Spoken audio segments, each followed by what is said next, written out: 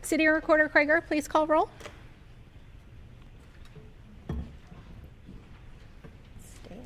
Councilor Shaw. Here. Council President Wolf. Here. Youth Councilor Mainini. Councilor Godusi. Present. Councilor Hu. Here. Mayor Noob. Here. Councilor Robbins. Here. Councilor Schnack. Here. Thank you. If everyone will please stand and join me in the Pledge of Allegiance.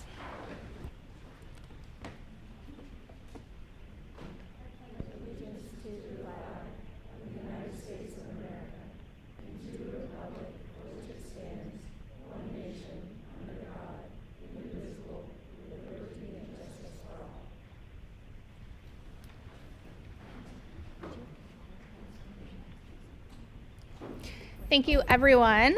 We are kicking off today with proclamations and recognition. And the first proclamation we are going to talk about is recognizing the Tigerette Dance Team National Championship. So if the team wants to step forward and sort of come up here so I can talk about you a little bit more publicly. We don't bite, I promise. Welcome.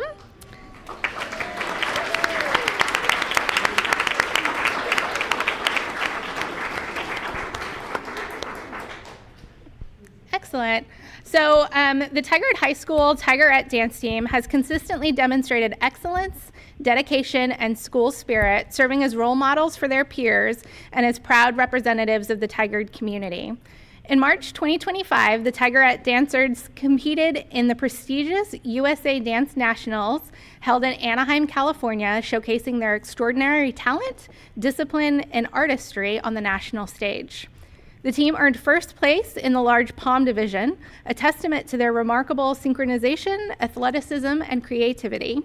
And they also achieved second place honors in both large jazz division and large contemporary division, demonstrating their exceptional versatility, artistic expression, and commitment to excellence across multiple dance genres. These achievements are a result of the grit, hard work, and commitment of each team member, as well as the leadership of their coaches and the support of their families and school communities.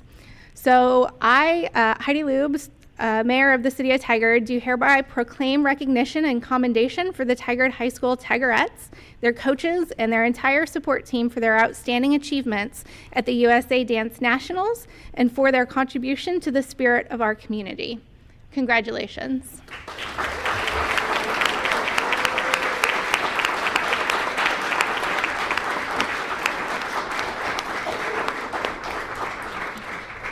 We would love to take a picture of you with the proclamation if you want to back up a little bit, just one more section. This is the shot your parents are here for. Come on, everyone.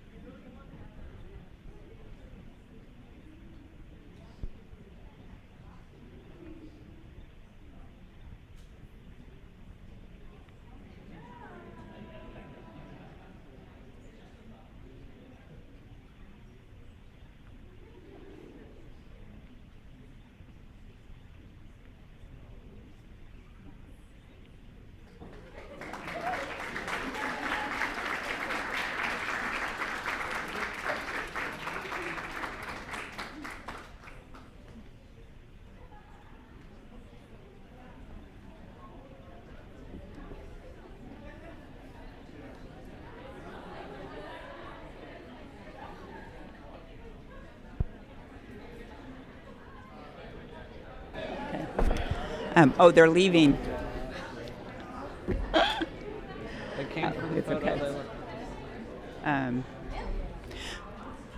So everyone, as the girls are leaving, I think Coach Maddie is still there. And Coach, what award did you receive from OSAA?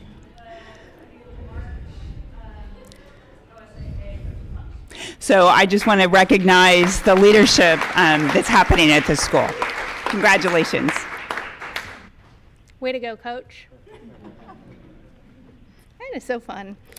The next proclamation we have is May 11th through 18th, 2025, as Taiwanese American Heritage Week. And we have a couple of individuals who would like to come up and speak about it. Please come on up. We have Ann Ji Yu, Xian Xiong Yu, and Sylvia Lin. Welcome. If you'd like to turn the microphone on, it will turn green. All set.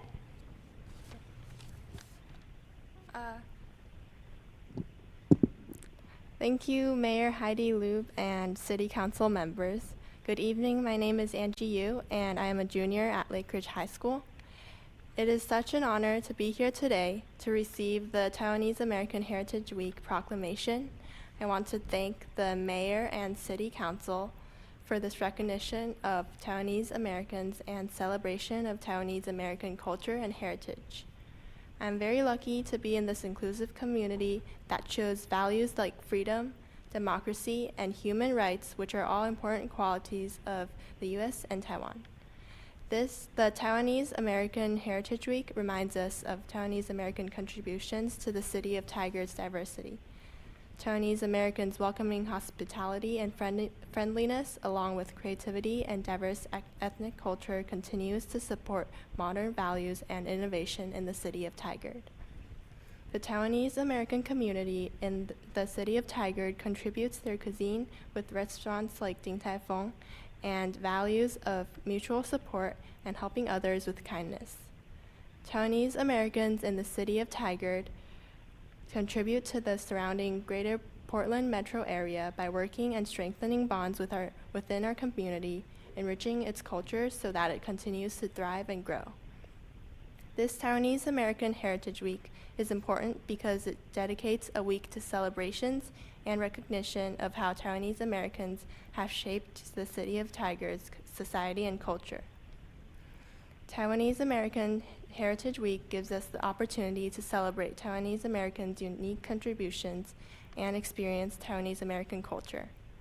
This recognition will reinforce Taiwan and the U.S.'s continued friendship and the Taiwanese American community's teamwork with all residents in the city of Tigard. Thank you.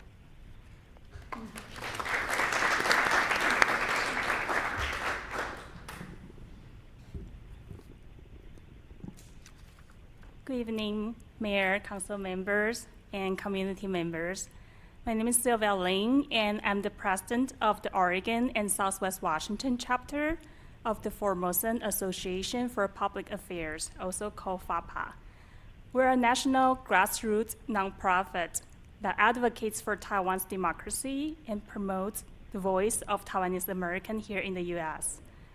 It is an honor to be here as the City of Tigard proclaimed May 11th to 18th as Taiwanese American Heritage Week.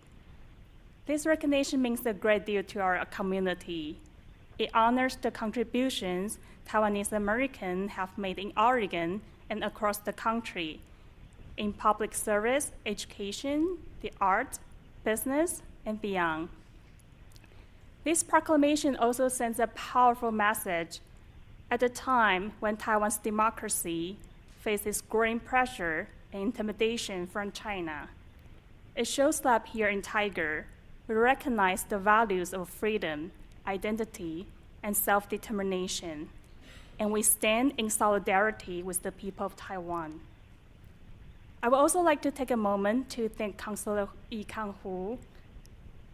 Councilor Hu has been a longtime friend and a supporter of the Taiwanese American community in Oregon since he was first elected.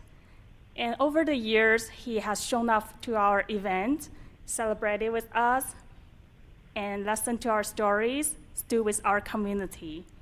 As a Taiwanese American himself, Councilor Hu's leadership and public service beautifully reflect the spirit of our community: resilient, compassionate, and deeply rooted in civic duty.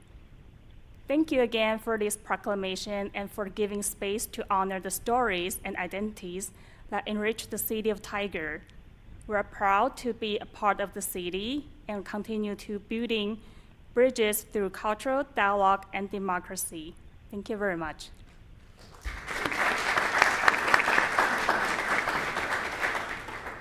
Thank you. We would also like to present you with the proclamation.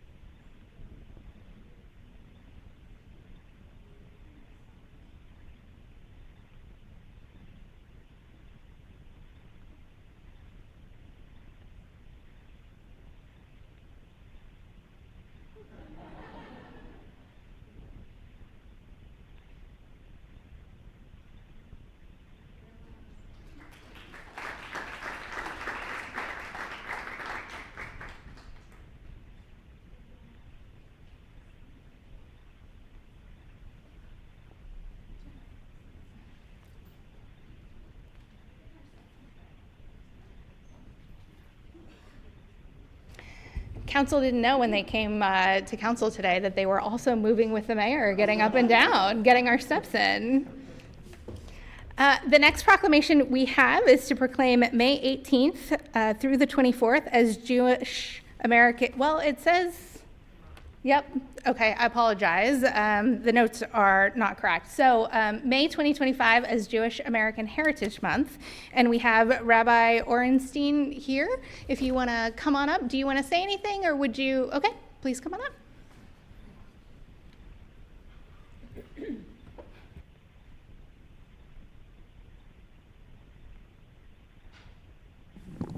So it's not just me here. We also have Holly, who works with the city, as well as representing the Jewish Federation of Portland, Karen Rothstein. So I'll start with you. Okay, so my name's Holly Campbell-Polifka, and I'm on the Equity Advisory Committee for the city, and I'm also a librarian at the Tigard Public Library.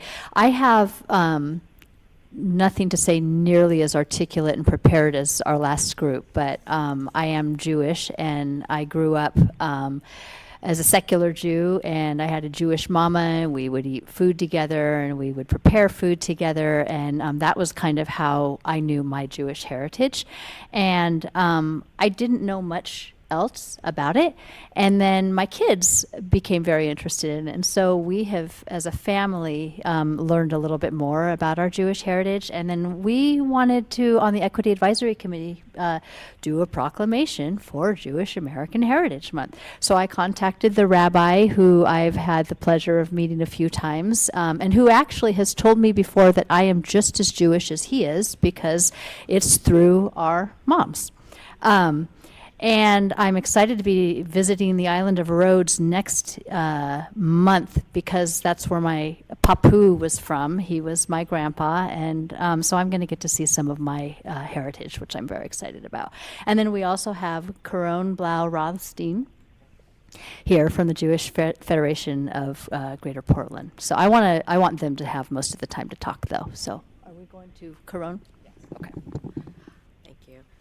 Mayor, members of the City Council, esteemed guests, and fellow community members, I'm Caron Blau Rothstein, the Chief Planning and Engagement Officer at the Jewish Federation of Greater Portland and Tigard resident, and it is my honor to be with you all today. It is with immense gratitude and pride that it says stand here, but sit before you on behalf of the Jewish Federation of Greater Portland and our Greater Portland Jewish community to receive this proclamation honoring Jewish American Heritage Month. For us, this is more than a designation on a calendar. It is a meaningful acknowledgement of the vibrant tapestry that Jewish Americans have woven into the rich fabric of this nation, and indeed into the heart of Tigard. From our earliest days in this country, Jewish Americans have contributed to every facet of American life. We have enriched the arts and sciences, championed social justice, strengthened our businesses and industries, and served with distinction in every branch of our military. Our history is one of resilience, innovation, and unwavering commitment to the ideals upon which this nation was founded. Here in Tigard, the Jewish community is an integral part of the diverse and welcoming spirit of this city. We are your neighbors, your colleagues, and your friends. We contribute to local businesses, participate in civic life, and work alongside you to make Tigard a better place for all. Jewish values such as tzedakah, the obligation to perform righteous deeds and pursue social justice, and a deep commitment to education and community continue to inspire our engagement and contributions. Jewish American Heritage Month provides a vital opportunity to reflect on this history and these contributions. It is a time to celebrate the richness of Jewish culture, the strength of our traditions, and the enduring spirit that has carried us through generations. It's also a crucial moment to remember the ongoing fight against anti-Semitism and all forms of hate, and to reaffirm our collective commitment to building a society where all individuals are treated with dignity and respect. This proclamation from the City of Tigard sends a powerful message of inclusion and recognition. It tells the Jewish community that we are seen, we are valued, and our contributions are appreciated. For this, we extend our deepest thanks to the mayor and the entire city council. As we observe Jewish American Heritage Month, let us all take a moment to learn about the diverse experiences and enduring legacy of Jewish Americans. Let us celebrate the unique threads we add to the American story and reaffirm our shared commitment to a future where understanding, acceptance, and mutual respect flourish. Thank you.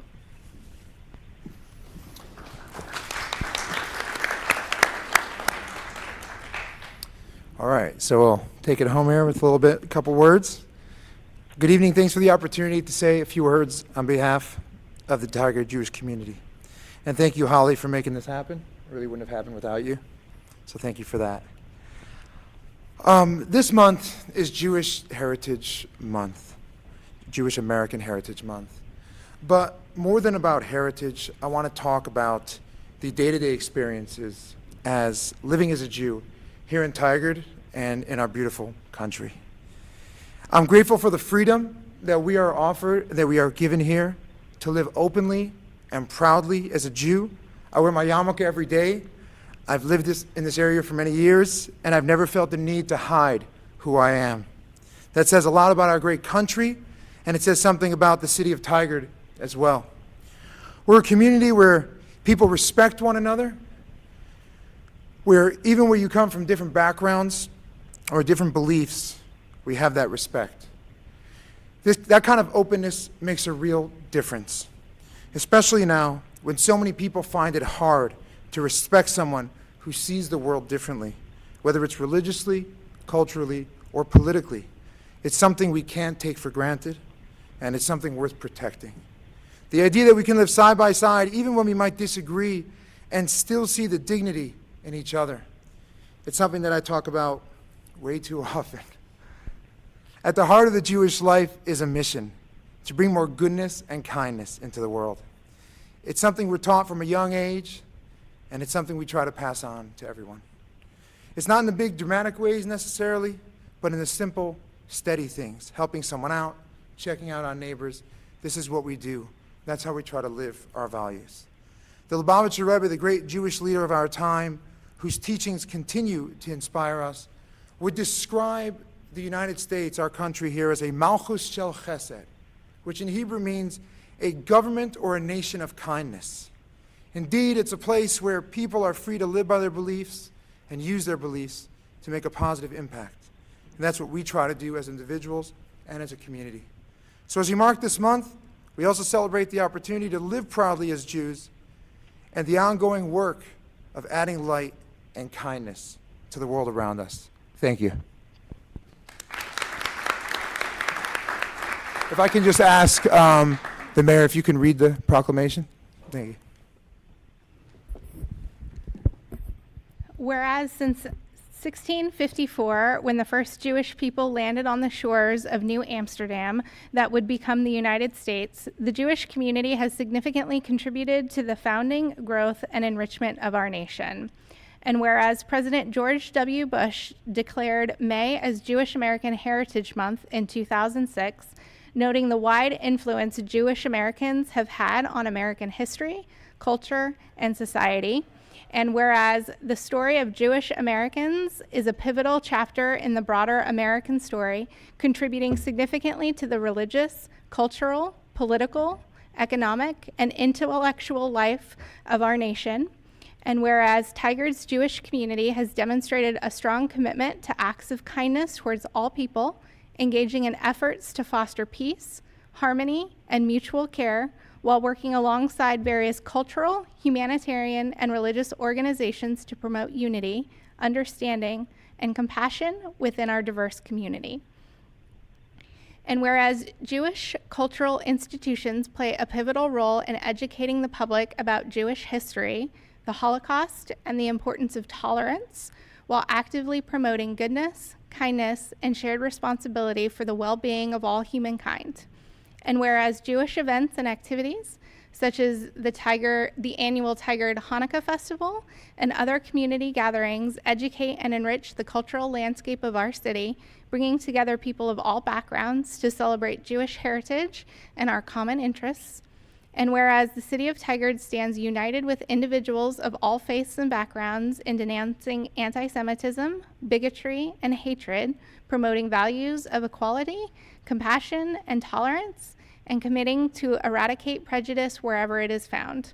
And whereas Jewish American Heritage Month offers a valued opportunity to celebrate Jewish heritage, thereby fostering understanding and respect, which are essential in combating anti-Semitism and raising awareness of the ongoing contributions and challenges faced by Jewish Americans. Now, therefore, I, Heidi Lube, Mayor of the City of Tigard, do hereby proclaim May 2025 as Jewish American Heritage Month and encourage all residents to learn more about the rich history and diverse contributions of Jewish Americans and to celebrate the cultural heritage that helps shape our vibrant, inclusive community.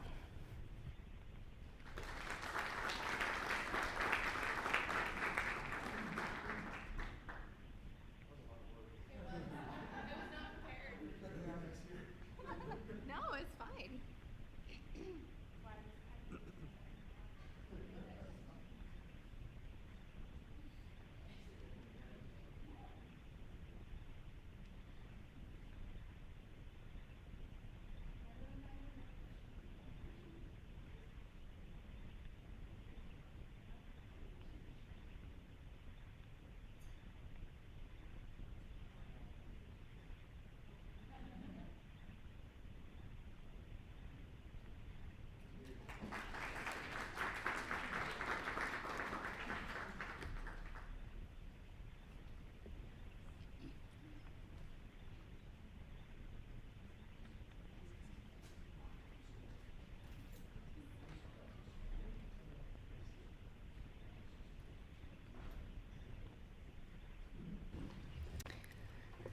Last, but certainly not least, we have a proclamation for May 18th through 24th, 2025 as National Public Works Week.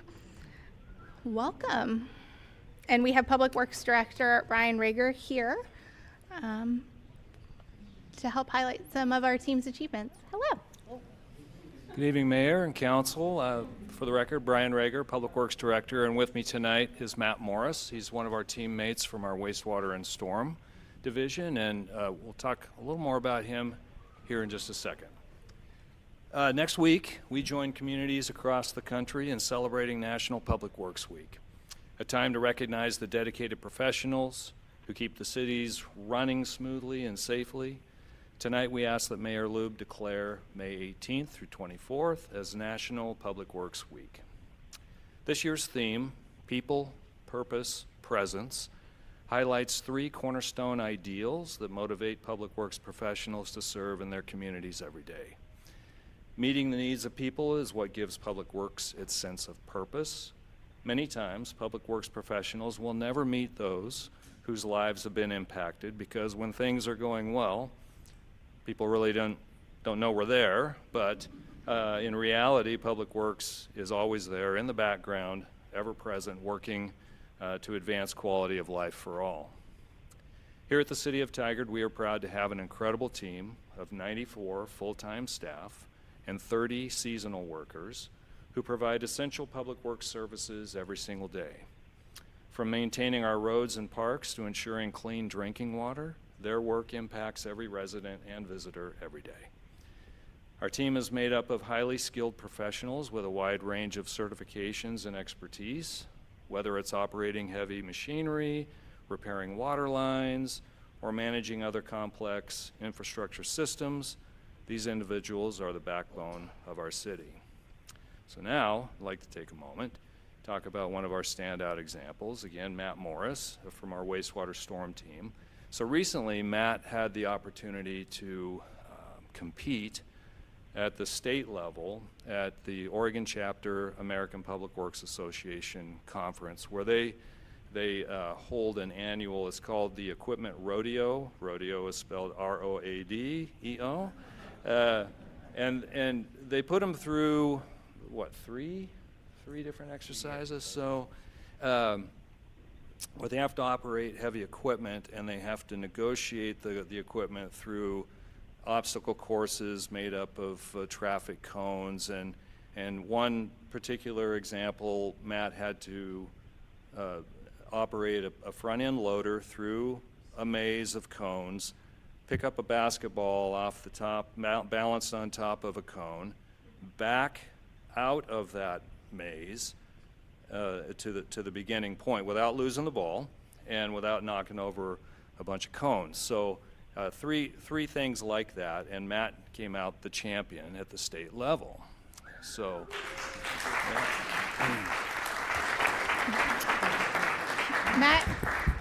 Matt, that is so badass. Way to go. So I think he brought with him tonight the prize he got for that. Do you want to show him real quick? Yeah, it's a pretty sweet looking belt buckle. Silver belt buckle.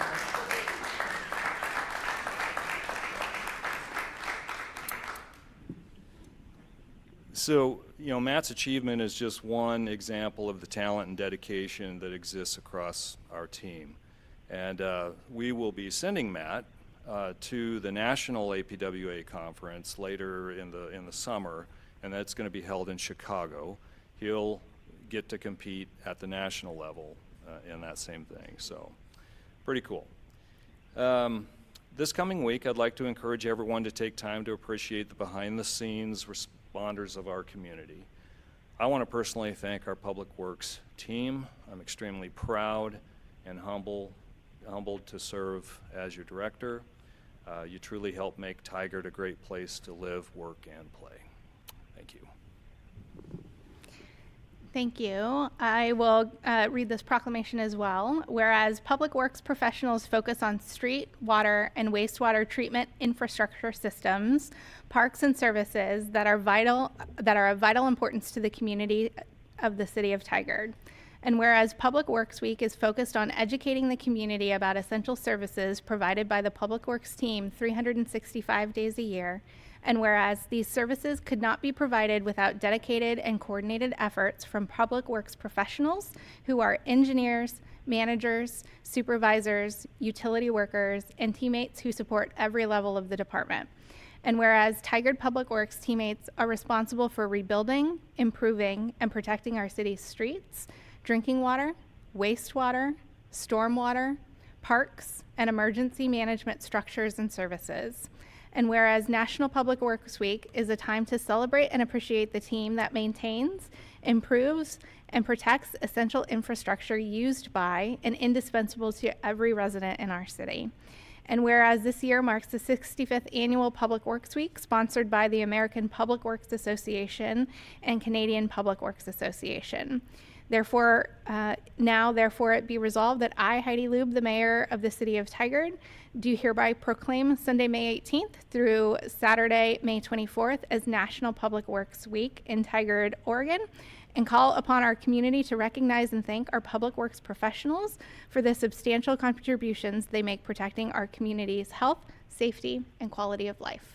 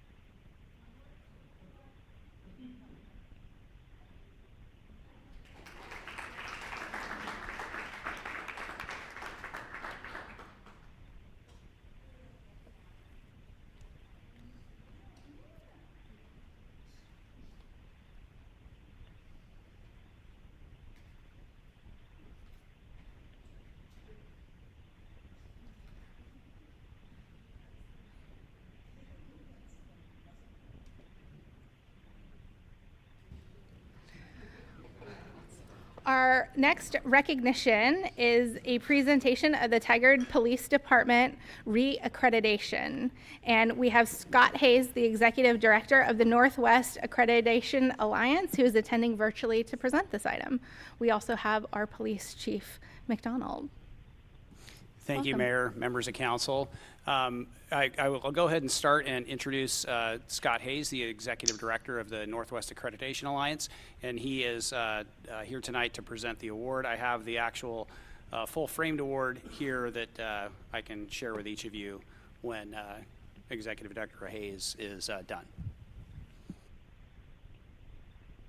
Good evening. I just want to make sure that everybody can hear me. Yes, Yes, we can sir. hear you. Okay, super.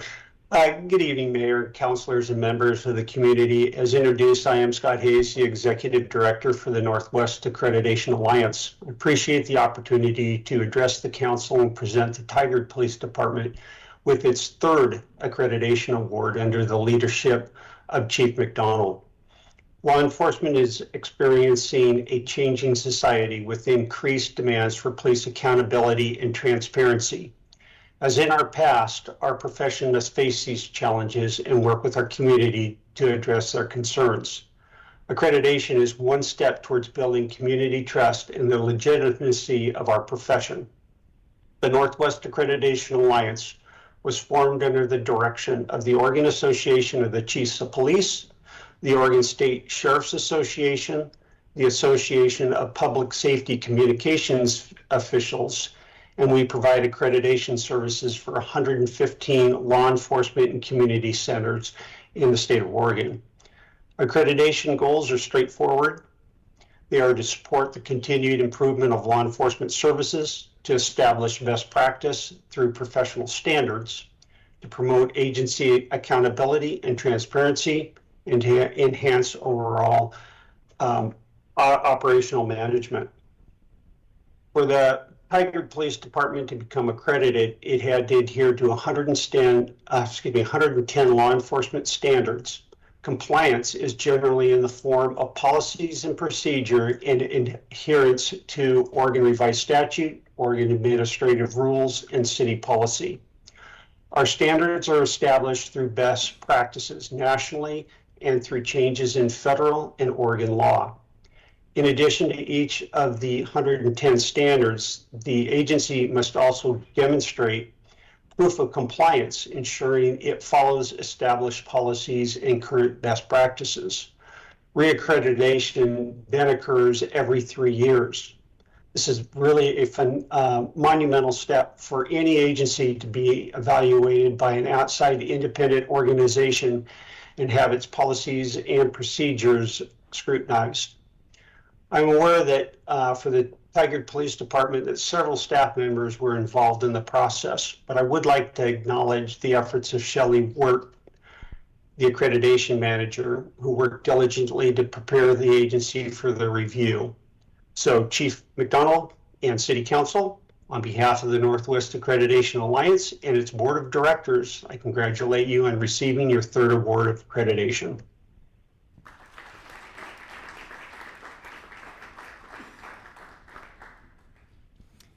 Thank you so much, Mr. Hayes. And I'd like to echo what you said about Shelley Wirt.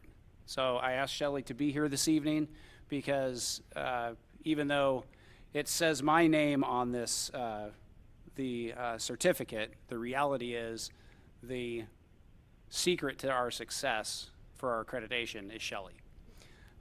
She got to come to Pendleton when we were given the award at the Chiefs Conference a couple of weeks ago. We invited her to be able to be there and share in that moment when we found out we were getting it. And I said to Shelley, "Oh, this is so great because now you can take a deep breath." And I think it was the following Monday I walked into her office. That was on Thursday. The following Monday I walked into her office, and by golly, she was already working on accreditation again, because that's what Shelley does. Like Mr. Hayes said, it's a 3-year cycle. There are certain things we have to meet, certain standards that we have to meet annually, but all of them have to be met every 3 years. But Shelley decided she wasn't going to let a day go to waste, and she was going to get right back on it, because that's the type of diligence that she has. And we couldn't do this without Shelley at the helm, gently nudging us and reminding us to get those proofs completed that Mr. Hayes spoke about. So thank you for letting me recognize Shelley and the great work that she does. Thank you so much. Thank you, Shelley, for all of the work, and totally understand starting the next day and keeping it on track. We appreciate that. Do you want a picture with us in the big plaque? Okay.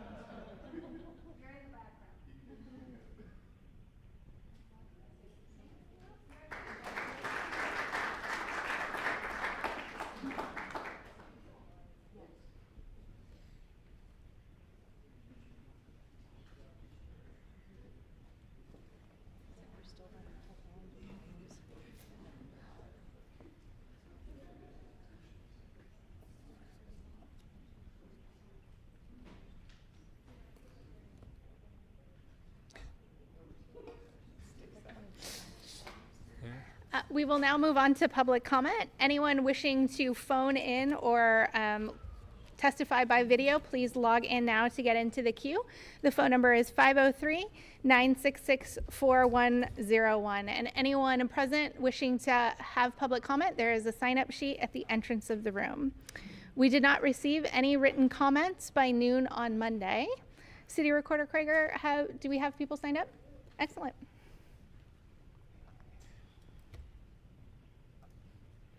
When you come up, you will have 2 minutes to speak. Please let us know your name and city of residence. And we have Daniel E. Dixon. Welcome, Daniel. Thank you very much. Yeah. If you just want to make sure your microphone is on, it'll be green. Welcome. Well, thank you very much, Mayor and City Council. My name is Daniel E. Dixon. I've been a resident of Tigard for 30 years in the same home over here on Bull Mountain, one of the first 4 residents on Bull Mountain on the new development there. I'm here tonight. First of all, I'd be remiss without recognizing Chief McDonald. He's listened to me the last few months on the problem we're having on Hillshire Drive with excessive, reckless driving. It's gotten out of control. I've had 3 kids there, 5 grandkids. But the traffic situation there is disgusting. We've almost been hit multiple times, my wife and I. My wife's afraid to even pull out of the driveway these days. I've been tagging cars with my radar gun. I know a little bit about radar because I built the most sophisticated air missile defense radar system for the U.S. Navy.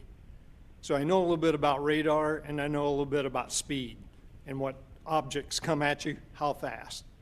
I've seen them. In fact, this last weekend, there was a little confrontation with somebody that came by my house about 51 miles an hour while I was out in my front of my home working. When I told them to slow down, that 20 is plenty is BS. They don't abide by the rules. They don't listen to this. They don't read the signs. They don't stop because you got a little blinking light down there. They only stop when the officers are out there. But I asked the city to really get on to the enforcement and put your money on the police force. You want to keep your community good? Make the streets safe. Slow people down. Build some roads so that the people don't use the neighborhoods, because it's all that new neighborhoods coming over from River Terrace. They're using it as a jump point to come over because there's no shopping over there. They come over to the shopping on Shoals. They come over to the mall. They come over to catch the freeway and are blowing by my house and sucking the paint off the house. Before somebody gets hurt or killed, you need to do something different on that street. And the streets up there, Benchview, Mistletoe, they do not stop at the stop signs. So it's out of control, and I ask you to put some effort in it. Again, I'm a 30-year resident taxpayer. I don't make much of a fuss about things unless you get under my skin. This has gotten under my skin. And I'll be here every week if that's what it takes to get some additional enforcement. And I do appreciate the chief and his officers are out there. I met with Sergeant Travis today when he was out there looking at the situation. Hopefully we can get something done to monitor that traffic flow. And I would appreciate it if you could do something about it ASAP. Thank you, Daniel. Yep. Thank you.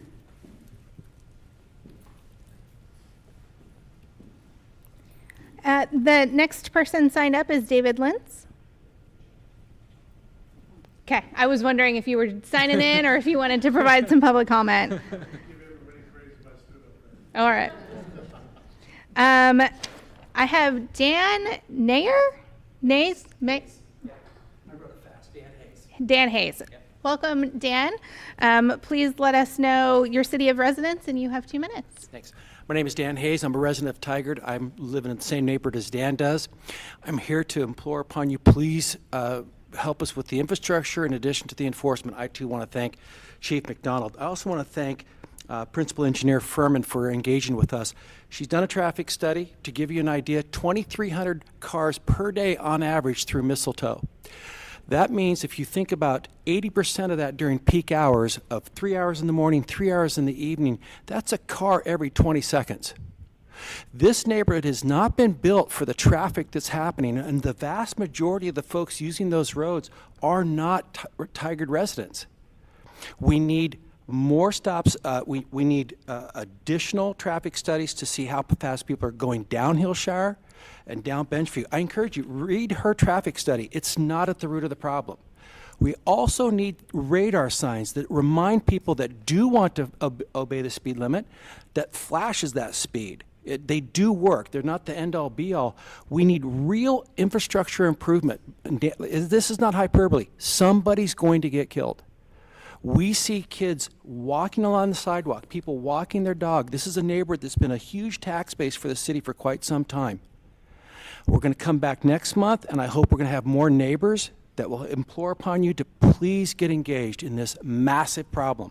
And the more you patrol Barrow, by the way, the more people use that as a cutoff. I was wondering why the traffic had gotten so much higher over the last month. It's because the Barrow's speed traffic enforcement has stepped up, which is great. But now they've figured out we need to make it so that it's not a convenience for people to use as a cutoff. Please help us. Thank you. Thank you, Dan. Mr. Miller, is there any phone callers in the queue or anyone wishing to testify by video today? I do not believe so. Okay, thank you so much. Our next item is the interim city manager report with Emily Church. Welcome. Thank you very much. Good evening, Council, Tiger teammates, and community members. Interim City Manager Trich to give you an update for this week. I'm pleased to share that for the second year in a row, the Tigard Public Library was the busiest of 71 AARP tax aid tax preparation sites in Oregon. Volunteers prepared more than 1,000 returns, 15% more than last year. Over 700 Tigard tax aids clients were over the age of 60, and the oldest was 101 years old. Statewide, the tax aid program prepared over 19,000 returns, meaning that just over 1 in 20 was prepared at the Tigard Public Library. When the library is not helping our older adults fill in their taxes, they have free fun concerts for young people, including 2 this Sunday, May 18th in the morning, where Classical Up Close will have activity for young people to join and learn about chamber music produced by members of the Oregon Symphony and Friends. Our colleagues in the Public Works Department mentioned that it's Public Works Week, and there's a lot to celebrate. We'll be kicking off the week with another Tigard Works Discover Essential Services on Sunday from 10 a.m. till noon. Tigard Public Works also helps us keep our splash pad at Universal Plaza up and running, and I'm pleased to share that it will open for the season Monday, May 19th, and will remain open through till early September. So my hope is in a week or two, while you're picking up your snacks from the launch pods, enjoying the farmers market, and people of any age will enjoy the splash pad. Thank you very much. It's critical information. Thank you for sharing that. Was the #1 most requested thing in a new park was a splash pad. The next item on our agenda is the consent agenda, which is used for routine items, including contracts or intergovernmental agreements. Any city councilor could pull an item for further discussion or voting separately if they would like to do so. Today on the consent agenda is a resolution extending City of Tigard volunteers worker compensation coverage. And we have, does anyone have any questions or a comment or a motion? Yeah, Councilor Robbins?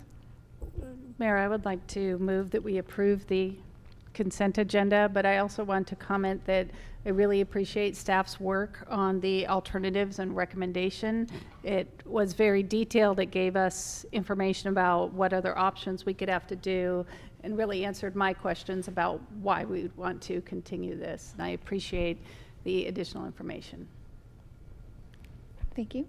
Councilor Hu? Thank you, Mayor. Just a quick question. So Section 4 says this coverage affected by this resolution begin July 1st, 2025 and will continue until it's superseded. Exhibit A is showing that policy year ending June 30th of next year. So I'm just wondering, are we just going to have keep continuing having a new updated Exhibit A every year? Vice Manager Curran. Hello, Mayor and councilors. Thank you for considering this consent agenda item. So to answer that question, that exhibit, we calculate and update our insurance on an annual basis, and workers' compensation for volunteers is a part of that annual process. Our policy periods run from July 1 to June 30.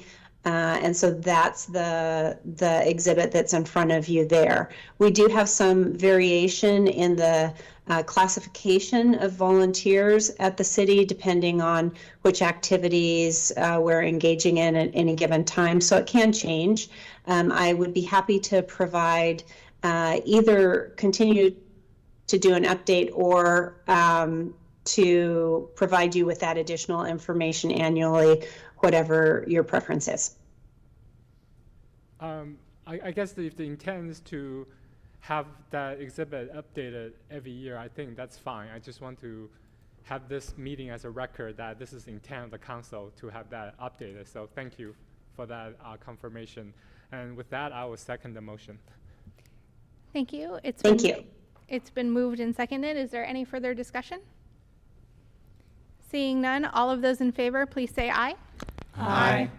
Any opposed? All right, the motion is adopted by unanimous vote of the council.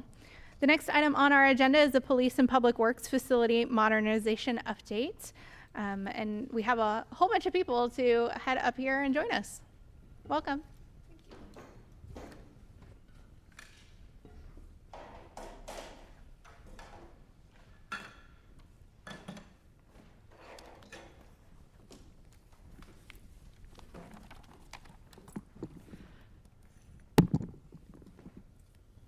So we have some slides as well, those pulled up. But good evening, Mayor and Council. I'm Kimmy Zell, Program Manager for Strategic Initiatives for the City of Tigard.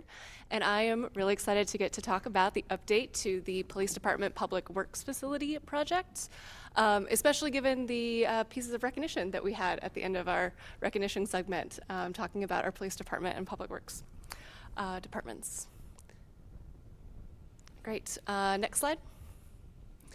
So we've got quite the agenda for tonight. We're going to talk about the project overview and purpose. Well aware that council knows what the project is and the purpose, but for community members, we're always going to begin with that in our project updates. We'll have a design and construction update, specifically talking about our architect selection process. We'll do a communication update. We'll talk about an updated draft project schedule, and then we'll have plenty of time for discussion and questions from council. And with that, I will turn it over to Chief McDonald to talk about our project overview and purpose. Okay, next slide. Okay, let's go to the next slide, actually, then, too. Well, a picture's worth 1,000 words, right? The picture you see there on the left is actually over in our Public Works facility. Let's see, is that Martin and Greg in there, in their uber organized space that they have to work in? And then on the right there, it's a little bit more organized, but what we have is what we fondly referred to as the records unit water feature. That's because of a roof leak. And for several years, Brian's facilities team fought roof leaks in various parts of our building. I think we still actually have some challenges from time to time, but this is our challenge with our current workspaces. We are overcrowded. The buildings are seismically unsafe, and it's just inefficient to continue to try and repair these buildings. Next slide, please. So what you see here, there we go, is an idea of what the new facility could look like on the space that we have over on Wall Street. It's just a concept or an idea of what it might look like. But what this does for our community, you heard about how Brian's team is first responders as well. Often the public works folks get overlooked when we talk about first responders, but they are truly first responders at the same time as we are, especially in a natural disaster. We have nine different locations that we're located in between police and public works across different parts of the city. And by doing this facility, it'll put all of us in one location. It increases efficiency to a level that I don't even know that Brian or I could wrap our heads around, right? We're so used to working in truncated different locations with, workarounds that we currently have that we, I don't even know that it's really set in what it actually might look like to have something along those lines. And with that comes a huge cost savings with a new facility. It's expensive to be inefficient. And so with a new facility, it will actually end up saving the taxpayers money, quite certainly. Next slide, please. So what have we done so far? Well, the rendering that you just saw shows what could possibly be on the 9.5 acre site that was purchased last year, almost exactly a year ago. And the city spent $15 million on that property. We studied it last year and found out that, yes, it actually is big enough to meet our needs for decades to come.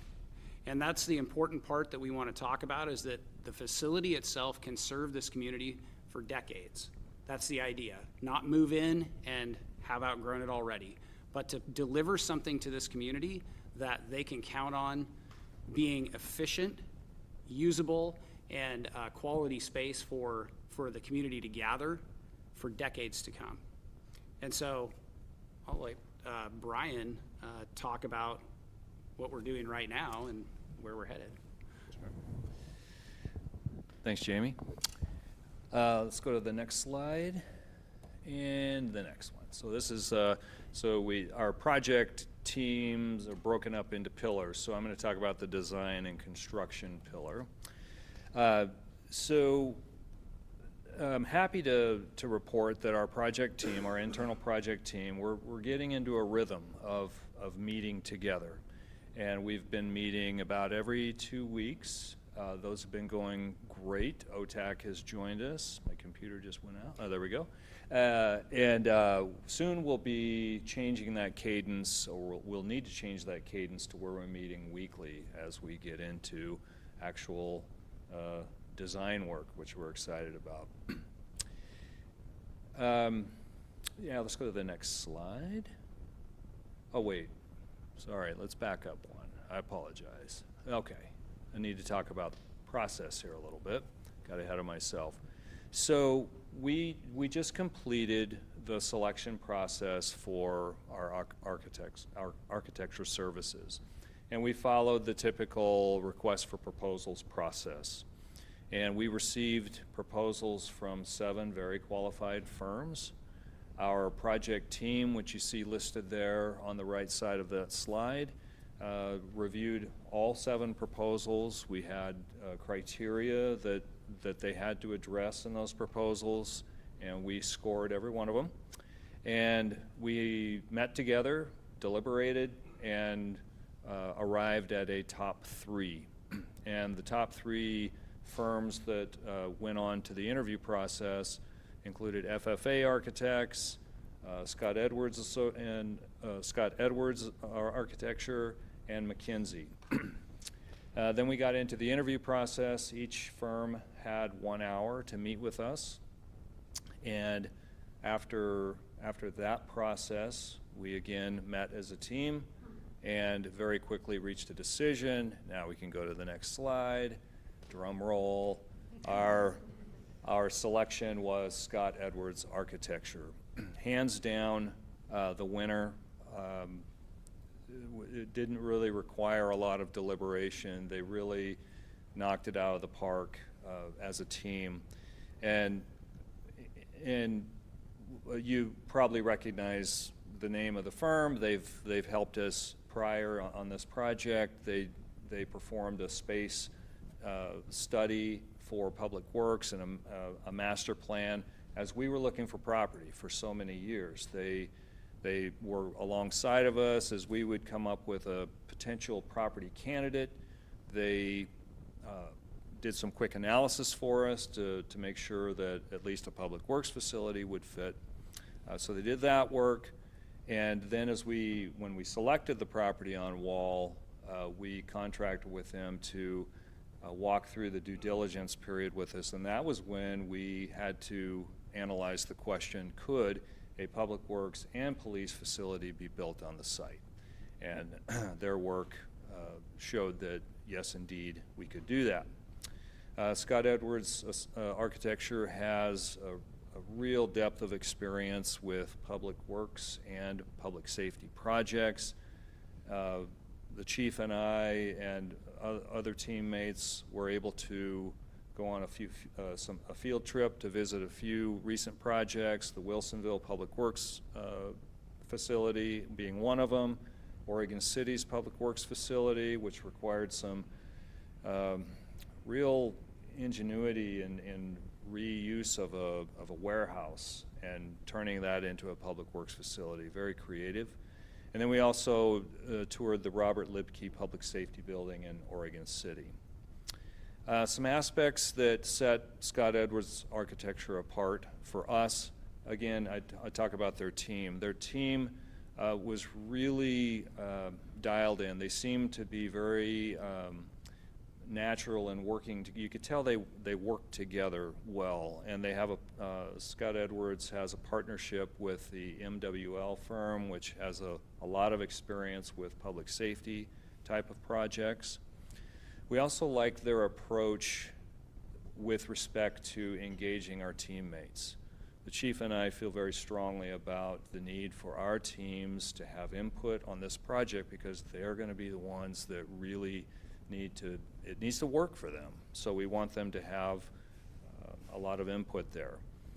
We also like their approach with engaging the public, and we think that they'll dovetail nicely with our internal public engagement team. And then one of the bigger factors for us was just their experience around the CMGC process. So the council made that decision last week. We think that's a great decision, and Scott Edwards Architecture is very excited to be working on a project that is using that delivery model. So I'll just wrap up by saying just very excited that we're at this point. We're going to start now into the real design process where we get to really see what this thing is going to look like and get a lot more information to share with the community. With that, I'm going to turn things back over to Kim. Thanks, Brian. Next slide, please. So when we presented to council on this project back in, I believe it was January, so it's been a minute, one of the requests that came from council was to consider creating some sort of citizen advisory committee of some type. A couple of the reasons that we heard were to engage community members more about the project and share information, creating some ambassadors. The charter committee was used as an example of an effective tool for community engagement. I think it was Councilor Shaw who talked about how everybody who was on the charter committee really became an ambassador for the charter through the ballot process. And then just having more voices involved can help improve cities' public information efforts. We often talk about trying to see what our blind spots are, and this is an opportunity to do so. Next slide, please. So based on what we heard from council and our own experiences, we have a proposal for a possible committee that we would like council feedback on. So the purpose would be a gathering of diverse community members to advise city teammates on communication efforts from today through the bond measure and through the final ribbon cutting for the new facility. And next slide.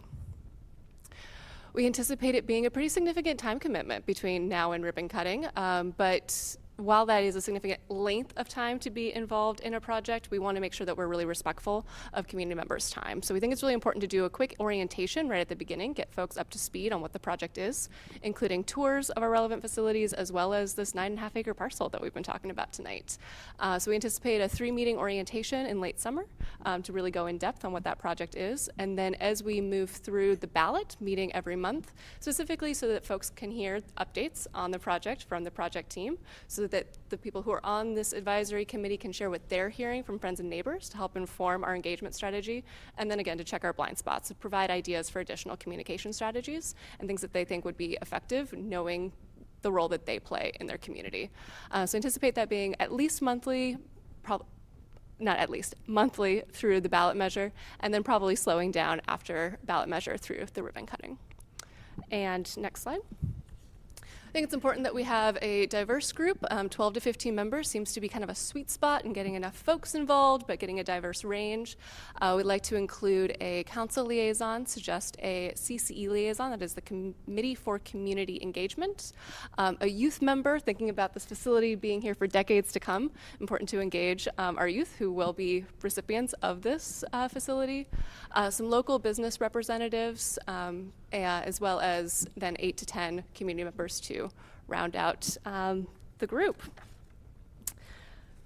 So that is the proposal. We'll have plenty of time for discussion and look forward to reactions during that period. But next slide. Just in other communications news, what you can expect from the team through the spring and summer. We have a second poll that was out last week to gauge community sentiment around the project, knowing that we are going to a bond next May. It's, I think, according to my calendar, like 370 days away. So it's very, very close. Starting to feel that way at least. Then you're going to see a lot of teammates just out in the community talking about this project and distributing information. We already have had information out at the state of our city. We're engaged at the farmers markets, and it's just going to be more and more as we get going all summer, and then a ramp up of social media engagement through the end of the summer, and then you'll start seeing more engagement into people's homes, so thinking about mailers and things through the fall and the winter as a little teaser. And now I will hand it over to Dave Lentz, who is our project director at OTAC, to talk about the draft project schedule and what you can look forward to outside of the communications room. Thank you very much, council members and mayor. I'm very flattered, by the way, to be here for the first time in front of you, and very thankful that you've hired us as the project director. We expect to make this project a very successful project, and you'll be something very, very proud of when we're done. Next slide.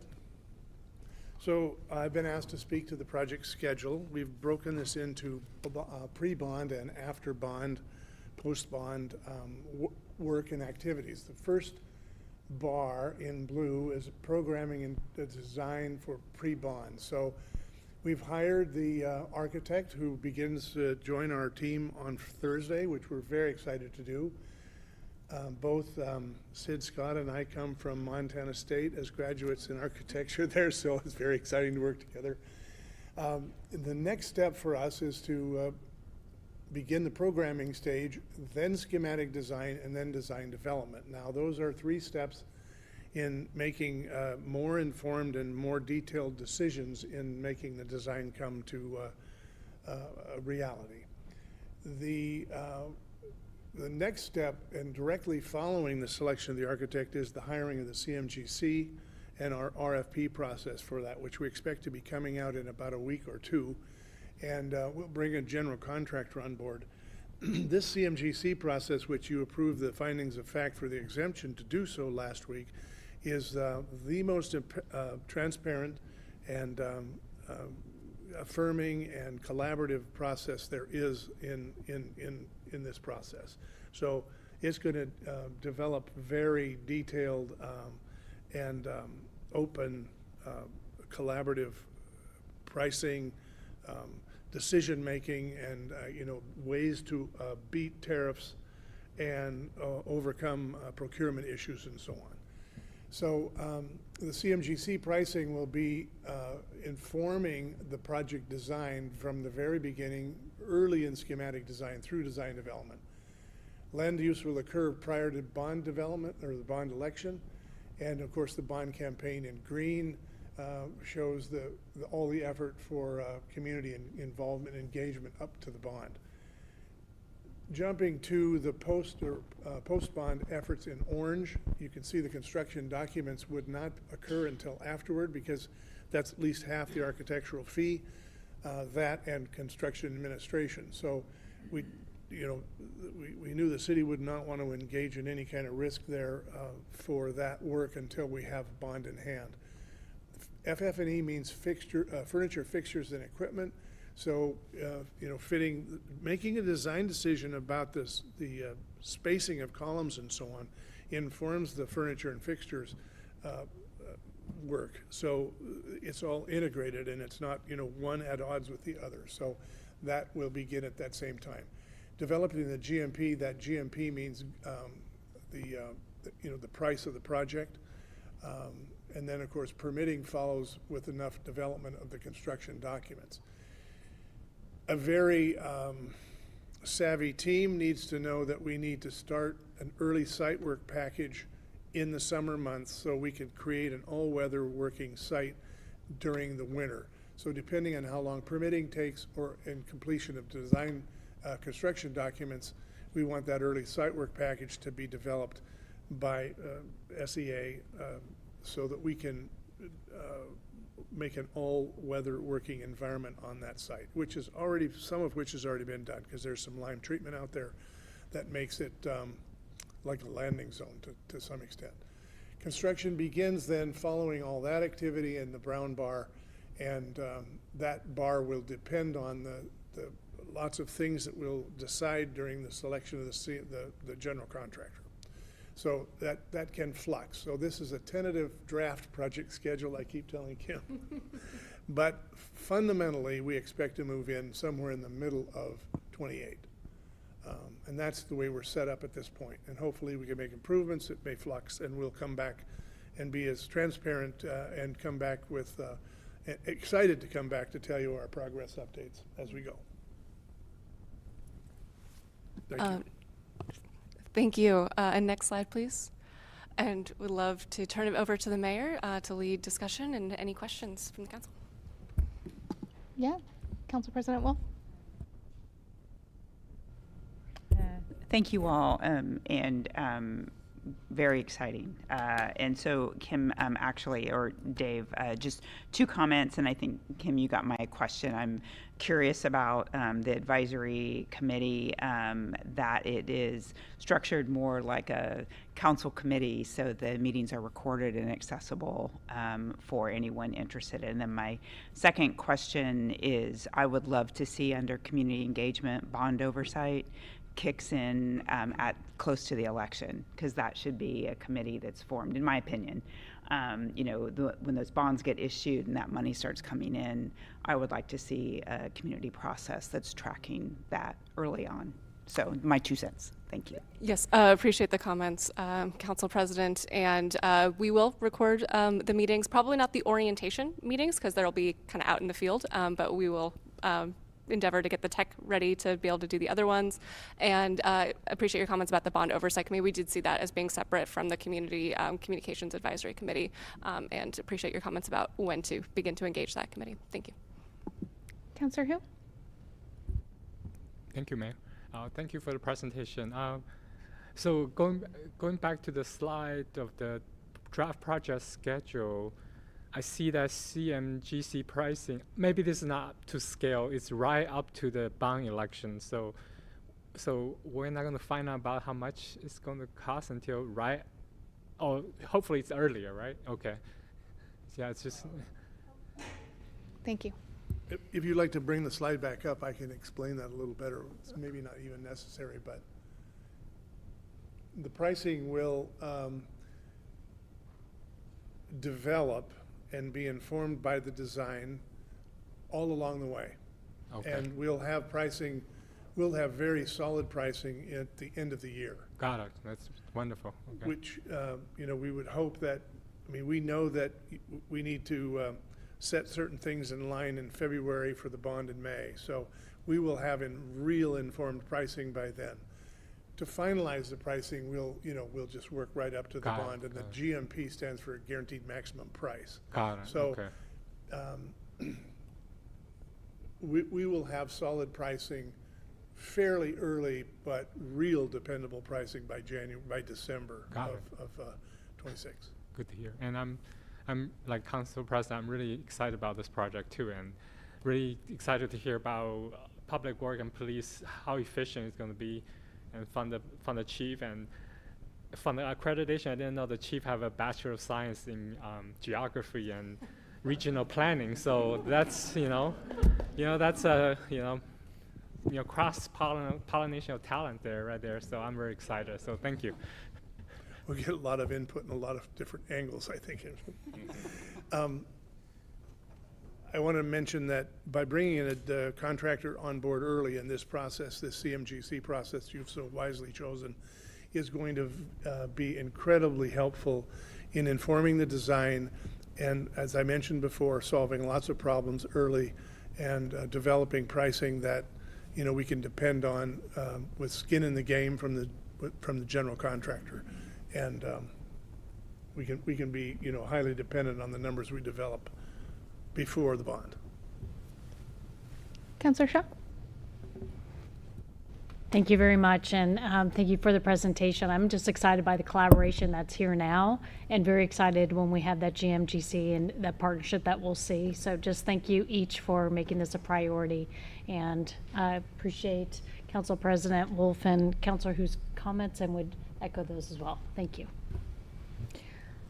My only comments are I really appreciate having this committee engaged. I don't know if my expectations were out of alignment as far as when I see Community Advisory Committee, I think of them actually like weighing in on the building and like decisions that are being made and not being just brought in to communicate. like I worry about the difference between the expectations, because if I were to join a community advisory committee and be told, here's the communication we're asking you to take out, that would, I think that would be a real misalignment of my expectations of what that is. So I don't know if my expectations are out of alignment, or maybe perhaps if I'm reading wrong the expectations, or if perhaps we might need a different title. Maybe it's just me. If I'm the only one, then, happy to yeah. I would love to know other counselors' expectations. I had interpreted previous to be focused around the communications. I think we will have some places where we want community feedback on the building itself, but I think we'd anticipated engaging more of the community than just this group. I also want to be clear that being a member of this group doesn't mean that you're a fan of the building or the project. And we'll advertise it such, and it'll go through the usual process of how committee members are chosen by the mayor, and we would welcome a lot of diverse voices and folks who aren't necessarily just aching to take the message back out to the community that we feed, but will help us develop a better package. It is part and parcel of a community advisory committee and other community members at large to help us define and design the project. So it's not just a standby, we'll tell you how we're doing. We want from the very foundation of Public Works and Police, at the very first levels of people involved in the use of this project, we want everyone's input, because we don't want any Monday morning quarterbacks when we open the building. We want everybody to endorse and engage in this thing to begin with. So that goes to the community engagement beyond the community advisory committee.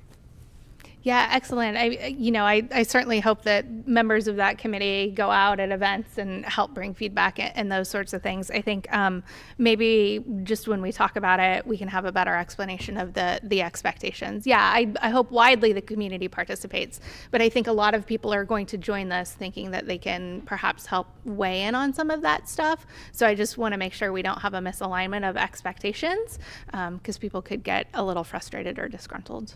We don't have a misalignment. Excellent. Okay. Councilor Robbins.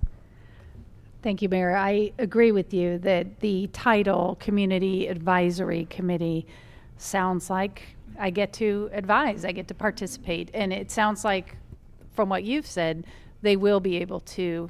And so maybe we need an additional description bullet about, maybe some limited input, right? Because we don't want people to say, no, I want to dictate the square footage, right, or the color of the walls, but to say that we are going to welcome that feedback, because I think the title advisory makes it sound like you're advising, not just reporting back, right?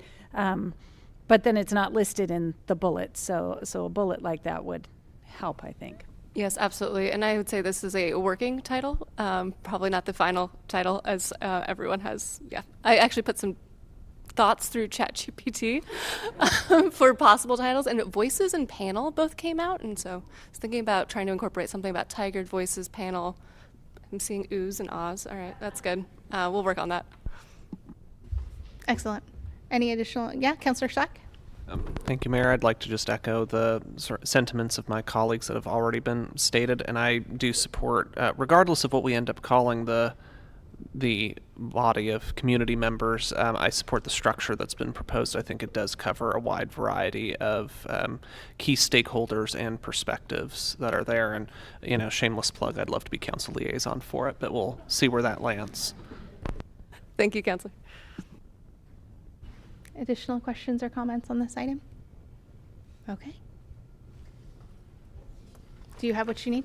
I do, thank you. And we will start recruitment and advertising for the TBD to be named panel pretty soon. Thank you.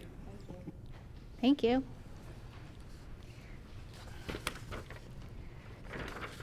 The next item on our agenda is the Local Contract Review Board, Police and Public Works Facility, Architectural Services. We have Contracts and Purchasing Manager McGowan here to help us. Welcome. Which chair would you like? I know I feel quite lonely up here after the last group, but I know they're all here behind me. So for the record, Rosie McGowan, Contracts and Purchasing Manager. Good to see you all tonight, Council.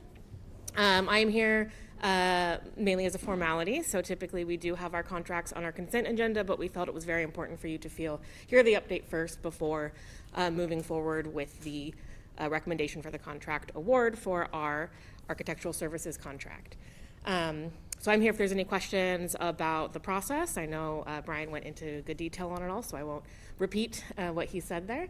But we're asking for a recommendation to approve the contract and move forward with execution. Yeah, Council President Wolf. Rosie, I just wanted to say thank you for the agenda information sheet, the links to all the content. We've talked a lot about this throughout the year, and I just really appreciate the level of detail. This is an important contract, and just wanted to say thank you. So. Councilor Robbins. Well, thank you, Mayor and Council President. You kind of stole what I was going to say.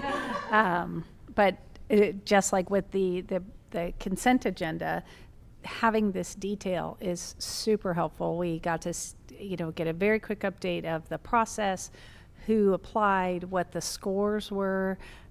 So it really helps ease my anxiety coming into this meeting of, which one are we going to pick and why should we pick it in? Is it really the right one? To see all I know you guys do a tremendous amount of work, and to be able to see that is so helpful.